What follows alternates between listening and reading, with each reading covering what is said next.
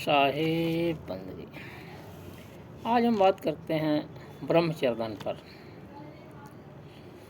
ब्रह्म कहते हैं ईश्वर को, बड़े को, महान को, सत्य को, और चरण कहते हैं आचरण करने को। हमारा आचरण महान हो, पवित्र हो, श्रेष्ठ हो, उसे ब्रह्मचर्य की संज्ञा देते, ब्रह्मचर्य कहते हैं। ब्रह्मचर्य कहते हैं जिस आचरण से हमारे वीर की रक्षा हो, उसे ब्रह्मचर्य कहते हैं। वो ब्रह्मचर्य हर किसी के लिए महत्वपूर्ण है, हर किसी के लिए उपयोगी है, सबके जीवन में अनिवार्य है, चाहे वैज्ञानिक हो या किसी श्रेष्ठ पद पर कार्य कर रहा हो या कोई सृजनात्मक कार्य कर रहा हो, सबके जीवन में ब्रह्मचर्य अनिवार्य है। और साधु संतों के लिए तो बहुत ही अनिवार्य है, साधकों के लिए बहुत ही अनिवार्य है। हर तरह से, पूरी तरह से जो है ब्रह्मचर्य का पालन करना चाहिए। जब दीपक में तेल नहीं होता तो वह प्रकाशित कहाँ से होगा। इसी प्रकार जब शरीर में रजवीर का संचरण नहीं होगा तो उसकी इंद्रियां और मन, बुद्धि, आत्मा किसी प्रकार का प्रकाश नहीं दे पाएंगे। जब ब्रह्मचर्य से ही ज्ञान, विद्या, बुद्धि बल रूप में प्रस्फुटित होते हैं, तो ये जो है ब्रह्मचर्य बहुत अनिवार्य है। हमारे पूर्व के संतों ने कहा है, ये शरीर एक रथ है, इसमें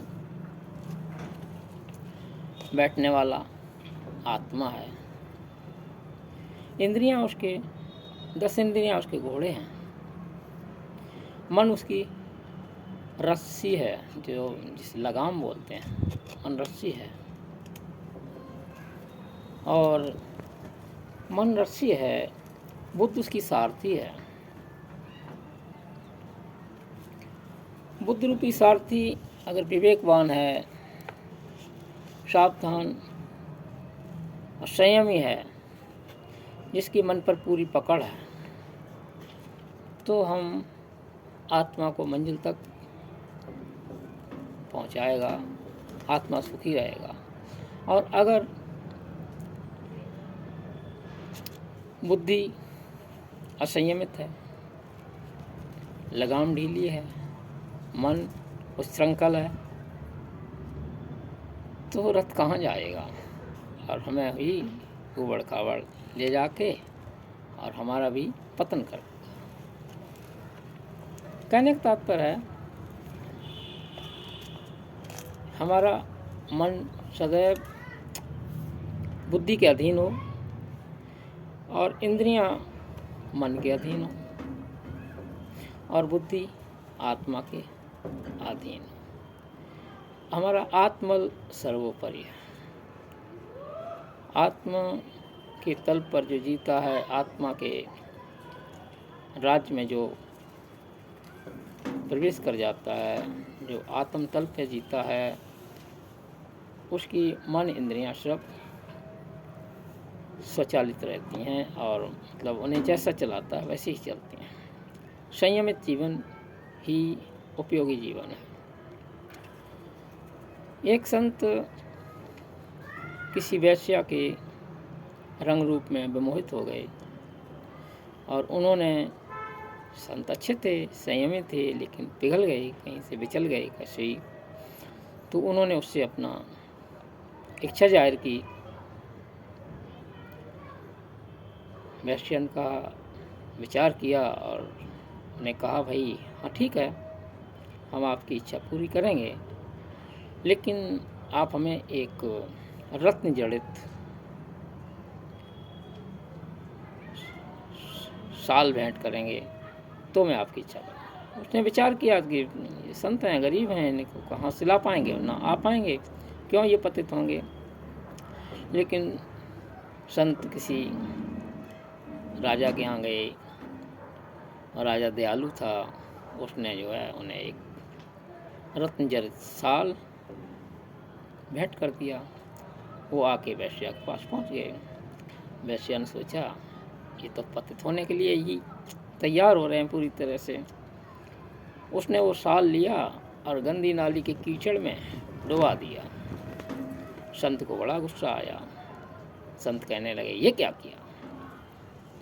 उसने कहा महाराज जी, आप संयमी हैं, आप साधक हैं और आप जो है बहुत अच्छे हैं, आत्मा के पथ पर चले हैं आप, और आप अपने इस शरीर रूपी चुनरी को कहाँ डाल रहे हैं, कहाँ कीचड़ में सानना चाहते हैं।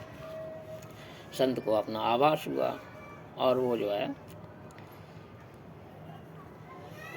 उसे गुरुवत मान के प्रणाम करके और अपने साधना पथ पे फिर लग गए। अपने आश्रम पहुंच गए, अपनी कुटिया पे पहुंच गए। तो कहने का तात्पर्य, संयम जहाँ जरा सी असावधानी होती है, मन उच्छृंखल होता है, विचलित होता है, तो वहीं जो है हम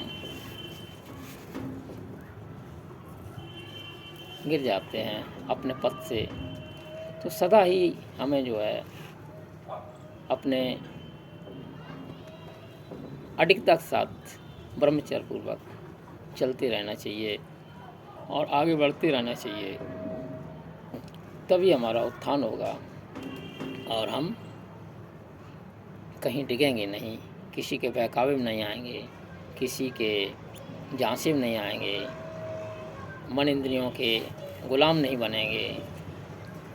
इसी के साथ हम अपनी बात समाप्त करते हैं। साहिब बंदगी साहिब।